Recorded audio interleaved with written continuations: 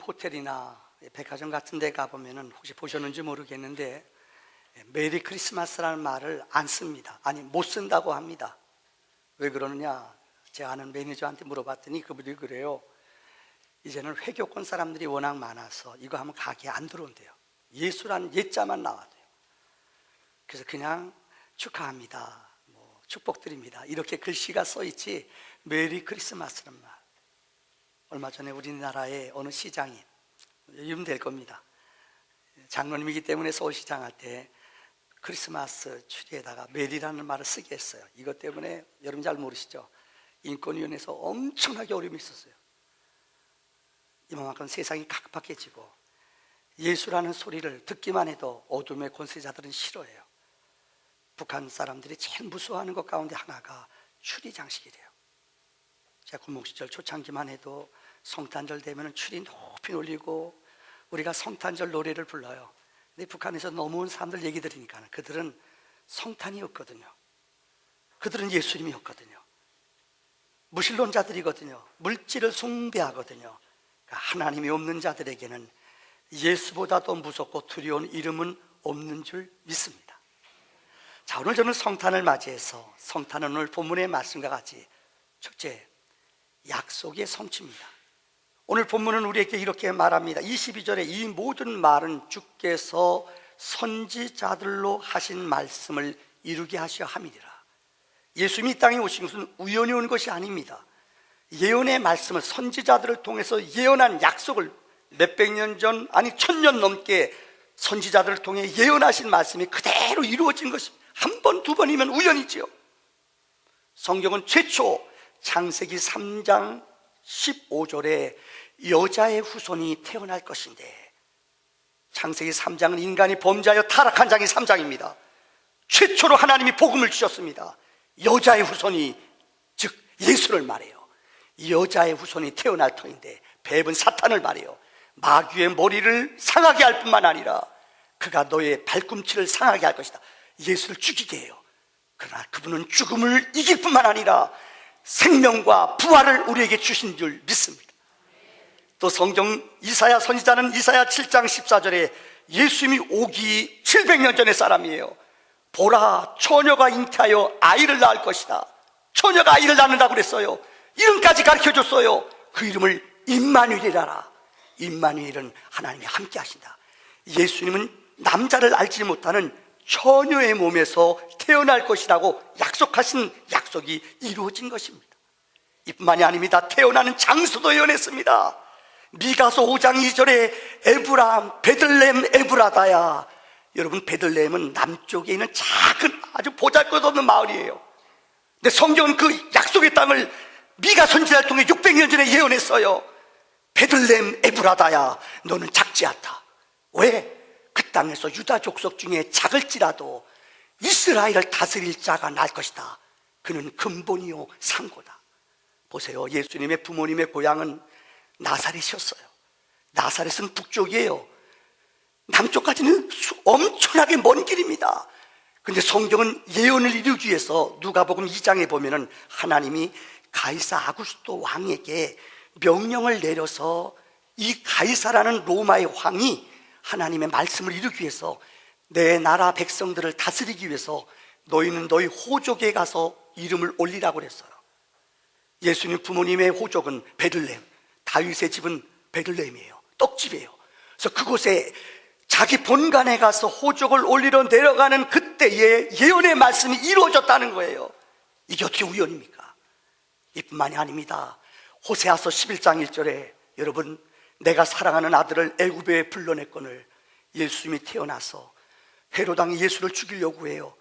미리 호세아 선지자는 하나님의 예언의 말씀을 받았어요. 그가 애굽으로 피난 갔다가 애굽에서 그를 다시 부르신다고 말씀했어요. 이뿐만이 아닙니다. 시편 2편 7절의 말씀에 너는 내 아들이라. 하나님이 예수 그리스도를 아들이라고 말씀했어요. 삼촌이나 친척이 아니에요. 너는 내 아들이라. 오늘날 내가 너를 낳았도다. 너는 내 아들이라. 이 예언의 약속의 말씀이 예수를 통하여 이루어진 줄 믿습니다. 두 번째는 예수님은 처녀에게서 잉태가 됐어요. 생각해 보세요. 요즘 처녀가 잉태했다고 해봐요. 처녀가 임신했다고 봐요. 이거 난리죠. 이 스캔들도 이런 스캔들이 어디 있어요. 근데 성경은 여러분 너무너무 복음을 누리는 미스테리, 원어로는 미스테리온이라고 그래요. 이 말이 뭐냐? 복음은 비밀이에요. 왜 하나님이 하필이면은 정상적으로 아기를 낳게 하시지 왜 처녀에게서 아기를 낳게 하는가? 이게 하나님의 비밀이에요. 인간은 남자와 여자가 사랑해서 아기를 낳습니다. 근데 우리를 구원할 구세주를 보낼 터인데 남자를 낳지 못하는 처녀의 몸에서 혼자 성령으로 잉태했어요. 이것은 비밀이에요. 무스테리엄. 복음은 비밀이에요. 하필이면 예수님이 태어날 때 여러분들 높고 예루살렘 왕족으로 태어나죠. 근데 그게 아니에요. 로마의 왕권에서 예수님은 아시죠? 가장 연약한 지파, 그것도 처녀의 몸, 날 곳이 없어 말 구유에서 태어났어요. 이게 복음이에요. 여러분, 처녀, 그것도 별 볼 일 없는 요셉과 마리아, 신분적으로 이들은 천한 사람이에요. 연약한 자예요. 이게 복음의 비밀이에요. 우리를 구원하기 위해 오신 예수는 가난한 자와 눈먼 자와 소외된 자와 아픈 자, 상한 자, 이들의 영원한 친구가 되기 위해서 이 땅에 오신 줄을 분명히 믿습니다. 보세요. 누가복음 1장 30절에 보면은 천사에게 일러 가로되 마리아야. 마리아는 처녀예요. 근데 자기의 몸을 통해서 예수가 태어나요. 얼마나 황당하고 무섭고 두려워요. 하나님의 천사가 마리아에게 말합니다. 무서워 말라. 너는 하나님께 은혜를 입은 자로다. 복음은 은혜예요. 하나님의 은혜가 없이는 우리는 예수님을 주라 부를 수 없습니다. 하나님의 은총이 없이는 우리는 하나님의 자녀가 될 수 없습니다. 만세 전부터 성경은 말해요. 복중에 지어지기 전부터 하나님은 내 이름을 알았고 너를 지명했다고 말했어요.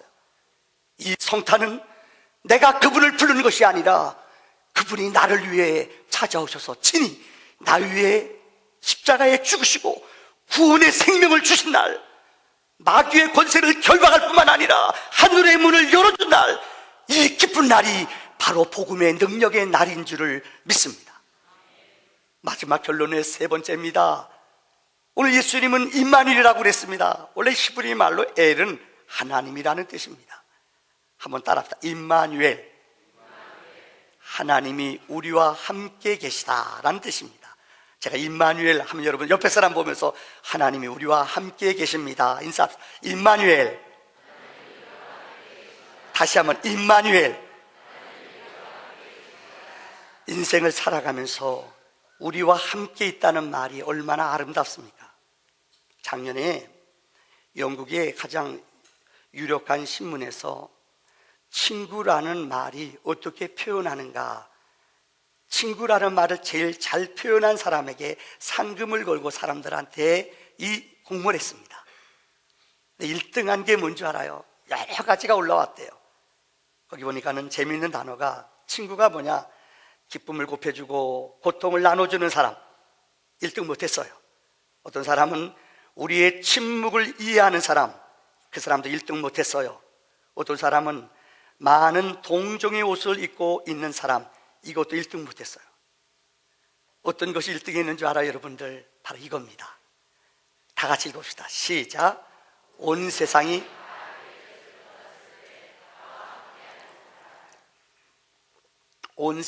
다 떠나도 어려우나 힘드나 눈물 나나 기쁘나 늘 내 곁에 함께하는 사람이 친구예요. 그래서 여러분, 찬송가 가운데 여러분 아세요? 우리 90편 노래 이런 2절에 있어요.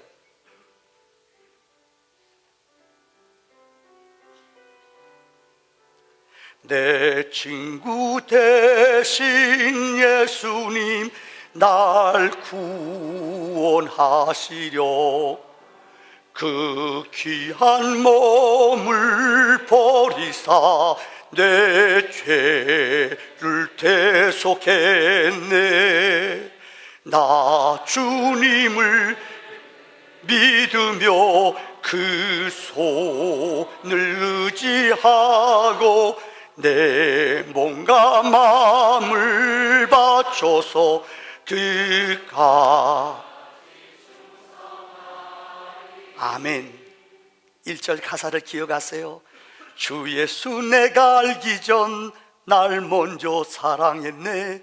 그 크신 사랑 나타나 내 영혼 어떻게 해요? 거듭났네. 예수님이 내가 알기 전 그분은 나를 먼저 하셨다는 거예요. 그분은 여러분 마지막 세상을 떠나면서 우리에게 남겨준 마지막 유언이 있어요.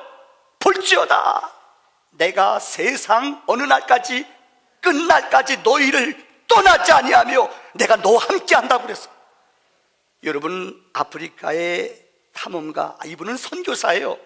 리빙스톤이에요. 얼마나 리빙스톤이 아프리카 땅을 많이 다녔는지 그분은 아프리카 지도를 그렸어요. 한 번은 사자에게 물 만나 사자에게 팔 하나가 잘렸어요. 어느 때는 풍토병으로 죽어가요. 그래도 그분은 그곳을 떠나지 않았어요.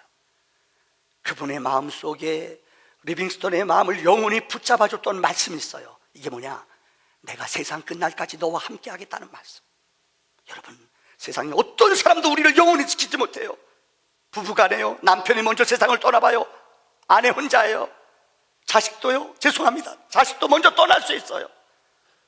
그러나 영원히 우리 세상 마친 날까지 영원히 우리 곁에서 우리를 지킨다는 분이 계세요. 이분이 누굽니까? 임마누엘, 예수예요. 이 성탄은 예수의 오신 기쁜 소식입니다. 임마누엘 주님은 우리와 영원히 함께해 주시는 분이신 줄을 믿습니다. 한 가지 얘기하고 말씀을 마치려고 합니다. 뉴욕에서 어느 한 실제 있었던 좋은 글에 나오는 이야기를 여러분에게 소개합니다. 어느 공동묘지가 있었습니다. 근데 공동묘지를 관리하를 책임지고 있는 분이 있는데 이분에게 매 일주일마다 어느 분이 돈을 5불씩을 보내와요. 5불씩이면 적은 돈 아니거든요. 그래서 이 5불씩을 관리실에 보내와요. 관리소장이 항상 받아요. 거기 편지 써요. 나는 몸이 너무 약해서 못 가니 내 아들 하나밖에 없는 아들이 이곳에 묻혀 있는데 일주일에 한 번씩 그 아들에게 5불짜리 5불을 보낼 테니 꽃을 사다가 아들에게 바꿔주세요. 여러분 3년 동안을 그랬대요. 근데 어느 날 매번 한 일주일에 한 번씩 5불씩을 보내오는데 어느 날은 봤더니 어느 좋은 차가 들어오더래요. 그래서 관리소장이 나가서 딱 만나봤더니 이분이 내리는데 어느 한 아주머니, 중년 아주머니 한 분이 주디라는 아주머니가 내리는데 나이가 몸이 아파요. 그래서 옆에 있는 이 뭡니까 보조해주는 사람 집사 손을 잡고 같이 내려서 걸어가는 거예요. 그래서 인사했어요. 그러니까 이 주디라는 아주머니가 그 소장한테 그러더래요. 내가 매번 5불씩을 보냈던 사람이 바로 납니다. 그러면서 병원에서 내가 이제 얼마 살지 못한다고 의사가 말했기 때문에 마지막으로 내가 내 아들 무덤 보기 위해서 왔습니다. 그래서 안내해주고 왔어요. 마지막 아들한테 좋은 꽃을 화환 갖다 놓고선 눈물을 흘리고 기도하고 이 주디라는 아주머니 차 타고 가려고 그래요. 소장님 그동안 고마웠습니다. 관리소장이 그분한테 이런 얘기를 했대요. 죄송하지만 제가 이 말씀을 드려야 될지 모르겠습니다만은 아주머니가 하신 것은 너무나 헛수고의 일입니다.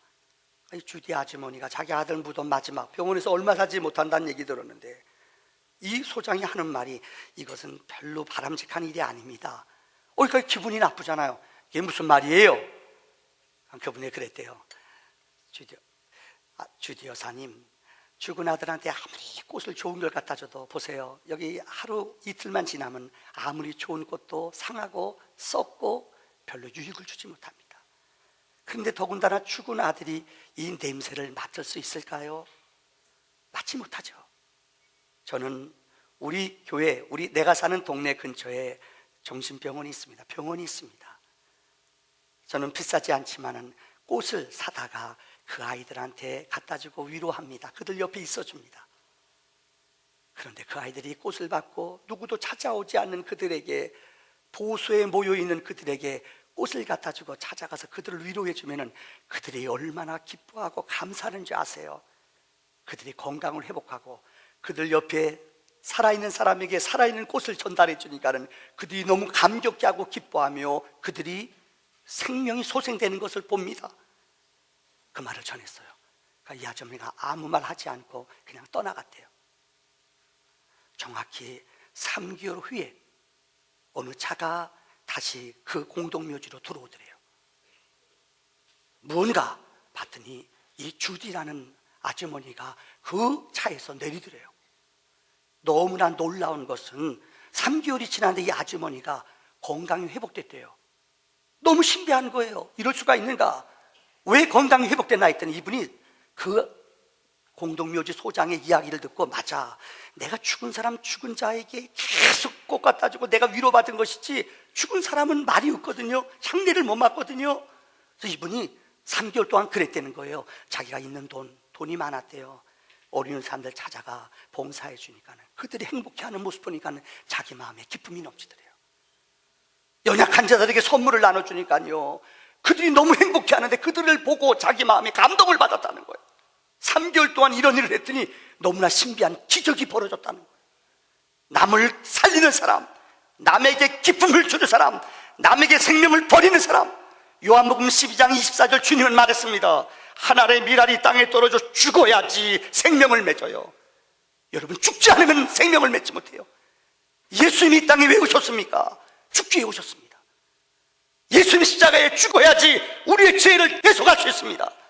예수의 죽음, 예수의 거룩한 십자가의 대속은 온 인류를 살리는, 온 인류에게 생명을 주는 가장 기쁜 구원의 소식인 줄 믿습니다.